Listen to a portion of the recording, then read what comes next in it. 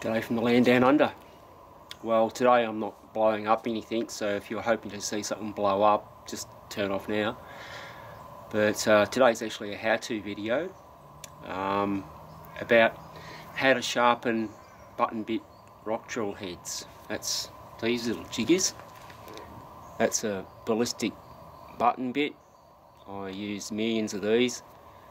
It's got a little taper in there, a 12-degree taper, and that just knocks on the end of the drill steel.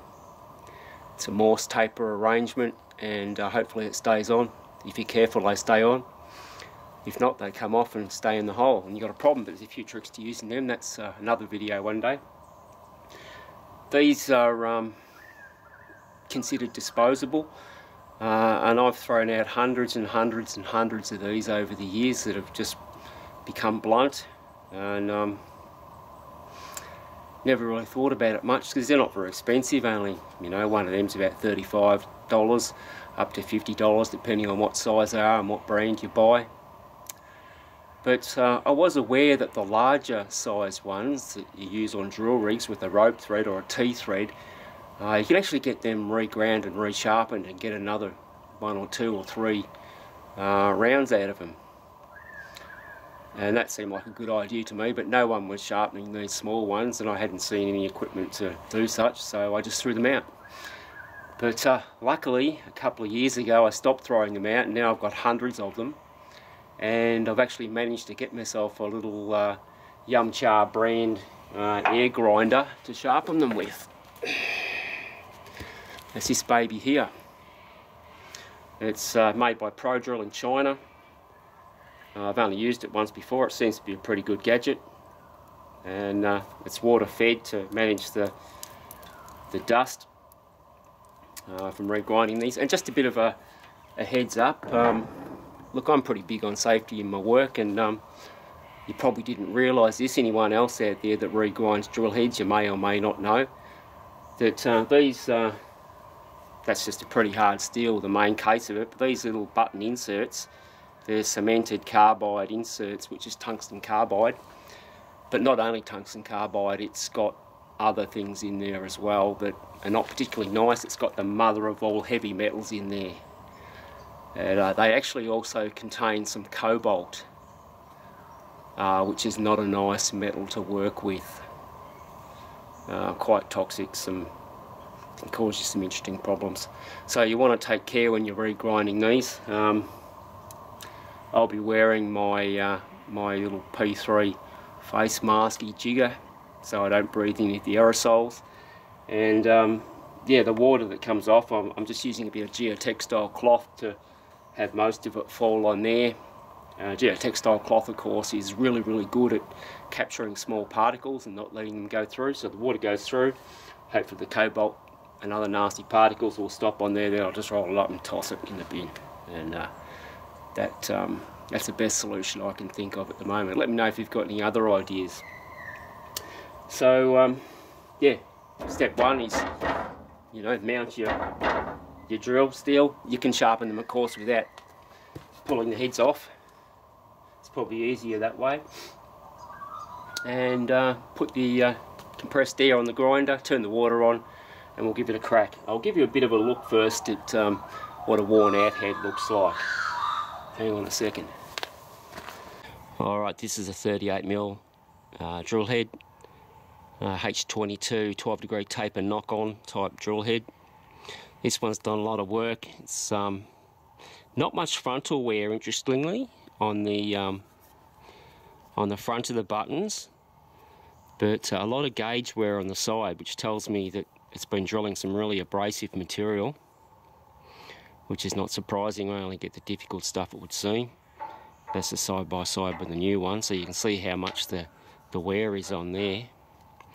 Yeah, that decreases the effective hole diameter, which is not necessarily a good thing. Yeah, so we'll give it a bit of a tweak and see if we can make this one look a bit better. And then I've got a whole bunch of other ones here, 35s, 38s, and yeah, 132. That one there in the middle's a 32. I'll have to change grinding cups for that one because the buttons are a bit smaller. Alright, we'll set it up and give it a crack.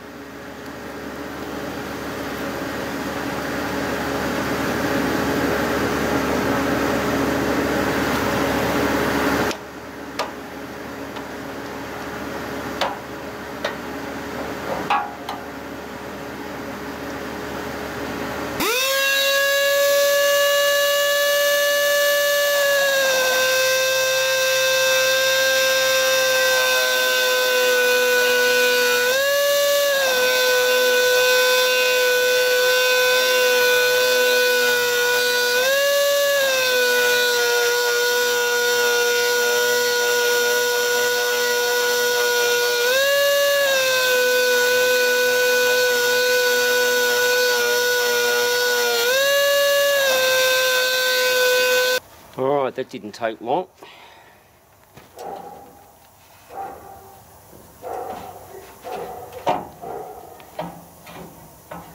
It's actually even quicker than bashing an old one off and whacking a new one on, which is good. And there's the finished result. That's not too bad. That'll do a few more holes. It's quite aggressive too. Yeah, that'll be good. Alright, well, just do a flashback to what it was like before I started, just for your comparison. Alright, I'll do some more.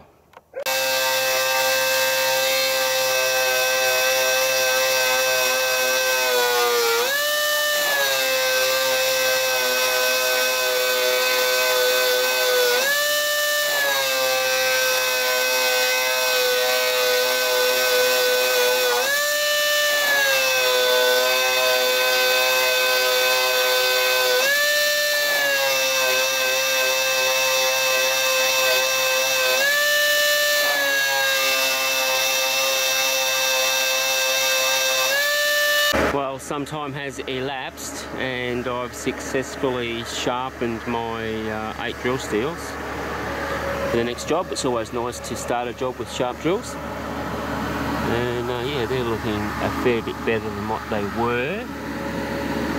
Might do a flashback. Definitely better. The only issue is in the last one, the air grinder started slowing down. I thought that's interesting, so I checked that there's plenty of oil going to it, and there's actually heaps of oil going through the system.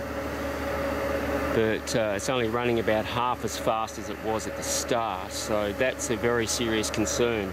I've sharpened 8 drills today. It's the second time I've used it. Other time I sharpened about 6, so 14 drill steels, and it's making, you know, indications that it's got a problem. I didn't realise that it might have only been a single-use device on the advertisement. It didn't say anything about that. But we'll see how we go. I'll give you a bit of a listen to it.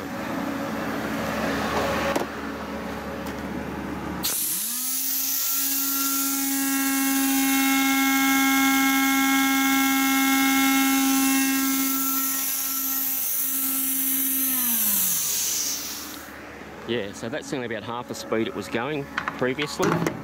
If I undo this handle, which is also the air exhaust, and I stick my finger in there, you can see there is heaps of oil in the system. So I don't know what the drama is there. I wonder what the manufacturer will have to say about that. I might send them this video. Yeah, I hope it works out well, otherwise it might be joining the red generator. I wonder if you saw that video. Tools that let me down versus high explosives. Yeah, well, thanks for watching, and maybe I'll have a real video of something blowing up soon. Cheers.